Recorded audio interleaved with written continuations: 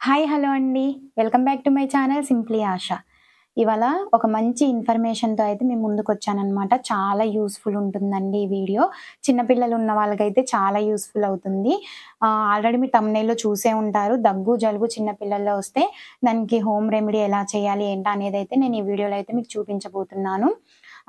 మన మన పెద్దవాళ్ళుంటే మనకి చెప్పేవాళ్ళండి. జలుబు, దగ్గు ఏదొచ్చినా సరే పెద్దవాళ్ళు చూసుకునేవాళ్ళు. కానీ ఇప్పుడున్న సిట్యుయేషన్స్‌లలో చాలామంది సెపరేట్ ఉండడం, దూరం దూరంగా ఉండడం అలా ఉంటుంది గాబట్టి చెప్పడానికి ఎవరు ఉండట్లేదు. ఇంకా అలా అని జెప్పేసి దగ్గు, జలుబు రాగానే వెంటనే హాస్పిటల్స్‌కి వెళ్ళిపోవడం అలా అయితే చేస్తూ ఉన్నారండి చాలామంది. యాంటీబయాటిక్స్ గూడా చాలా వరకు యూజ్ చేస్తూ ఉన్నారు. ఆ యాంటీబయాటిక్స్ వాడడం వల్ల పిల్లలు చాలా వీక్ అయిపోతారండి. వీక్ అయిపోతారు, మళ్ళీ నీరసం గూడా అవుతారనమాట. ఇంక అందుకని జెప్పేసి ముందే మనం వచ్చిన ఒక 1 డే, 2 డేస్‌కే మనం ఈ హోమ్ రెమెడీస్ యూజ్ చేసుకుంటే చాలా రిజల్ట్ ఉంటుందండి. 100% రిజల్ట్ అయితే వస్తుందనమాట. ఒకవేళ 2 డేస్ కాదు, ఒక 7 డేస్ అలా నెగ్లెక్ట్ చేశామనుకుంటే ఖచ్చితంగా మనమైతే హాస్పిటల్‌కైతే తీసుకెళ్లాల్సుంటుంది పిల్లల్ని. ఇప్పుడు నేను చెప్పబోయే రెమెడీ ఏంటి అంటే ఫస్ట్ అయితే నేనైతే ఈ ఆయిల్‌నైతే ప్రిపేర్ చేసుకున్నానండి. ఇంట్లోనే నేనైతే ప్రిపేర్ చేసుకున్నాననమాట. ఇదైతే నాకు 1 వీక్ వరకైతే వస్తుంది. ఇంకా మా పాపకి, మా బాబుకి ఇద్దరికి నేనైతే ఈ ఆయిల్‌నైతే యూజ్ చేస్తాననమాట. నాకైతే 100% రిజల్ట్ అయితే వచ్చిందండి. ఇంకా మీతో కూడా షేర్ చేసుకుందాం అని చెప్పేసి నేనైతే ఈ వీడియో అయితే చేస్తున్నాను. ఈ ఆయిల్ ఎలా ప్రిపేర్ చేసుకోవాలో నేనైతే ఈ వీడియోలో చెప్తాను. ఫస్ట్ అయితే ఈ ఆయిల్ ప్రిపేర్ చేసుకోవడానికి కావాల్సిన ఇంగ్రీడియంట్ ఏంటో మీకైతే చూపిస్తాను. ఫస్ట్ వచ్చేసి ఆయిల్ అండి. మస్టర్డ్ ఆయిల్, ఆవ నూనె అనమాట. ఇది ఏ స్టోర్‌లోనైనా దొరుకుతుందనమాట. నెక్స్ట్ వచ్చేసి మెంతులండి. ఈ మెంతుల వల్ల కూడా మనకి చాలా ప్రయోజనాలు ఉంటాయన్నమాట. నెక్స్ట్ వచ్చేసి వాము అండి. చిన్న టీ గ్లాసుడికి హాఫ్ టీ స్పూన్ అయితే సరిపోతుందనమాట.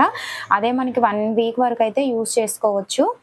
ఇంకా నెక్స్ట్ వచ్చేసి వెల్లుల్లి రెబ్బలండి. వెల్లుల్లి రెబ్బలు తెలిసే ఉంటుంది. ఇది మంచి యాంటీ ఆక్సిడెంట్‌గా అయితే పనిచేస్తుందనమాట. ఇదంతా చేసిన తర్వాత మీకు ఇలాంటిది ఒక కంటైనర్ అయితే కావాలండి.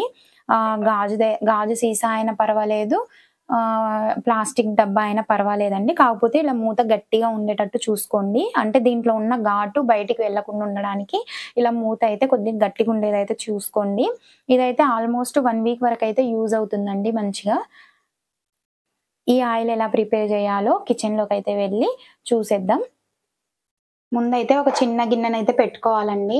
స్టీల్ గిన్నెనే యూజ్ చేయాలి చిన్న పిల్లలకి. సిల్వర్ అలాంటివి అయితే యూజ్ చేయకూడదు. ఇలా స్టీల్ గిన్నెలు మాత్రమే యూజ్ చేయాలన్నమాట పిల్లల కోసం. ఇప్పుడైతే క్వాంటిటీ వైస్‌గా చూపిస్తాను నేను. ఫస్ట్ అయితే ఆవ నూనె అయితే చిన్న గ్లాసు, టీ గ్లాస్ ఉంటుంది కదా! ఆ టీ గ్లాసుడైతే తీసుకున్నాను.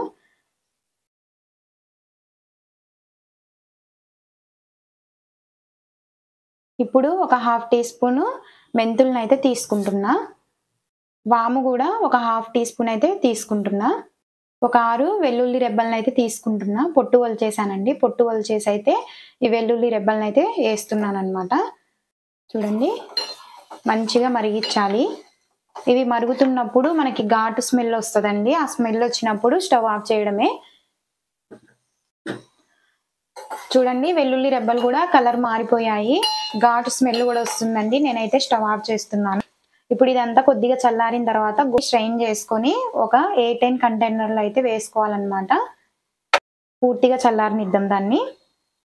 కొద్దిగా చల్లారిన తర్వాత వడకట్టుకుందామండి. చూడండి, పూర్తిగా చల్లారిన తర్వాత నేను ఒక గాజు సీసాలోకైతే తీసుకున్నానండి. ఇలా మూత గట్టిగా ఉండే సీసా అయితే తీసుకోండి.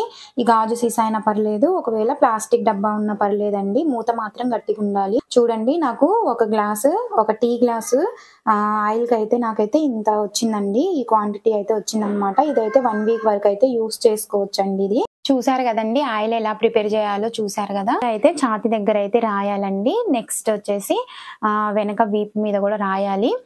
కొద్దిగా రాసి లైట్‌గా మర్దనలాగా చేయండి. ఈ ఘాటు వల్ల పిల్లలకి జలుబు, దగ్గు అనేది చాలా వరకు కంట్రోల్ అవుతుందండి. అలాగే అరికాళ్ళకి, అరిచేతులకు గూడా పడుకున్నప్పుడు రాయండి. ఒకవేళ మీరు స్నానానికి ముందు రాసేసి ఈ ఆయిల్ మర్దన చేసి గోరువెచ్చని నీటితో స్నానం చేపిస్తే మాత్రం 100% వరకైతే రిజల్ట్ అయితే వస్తుందనమాట.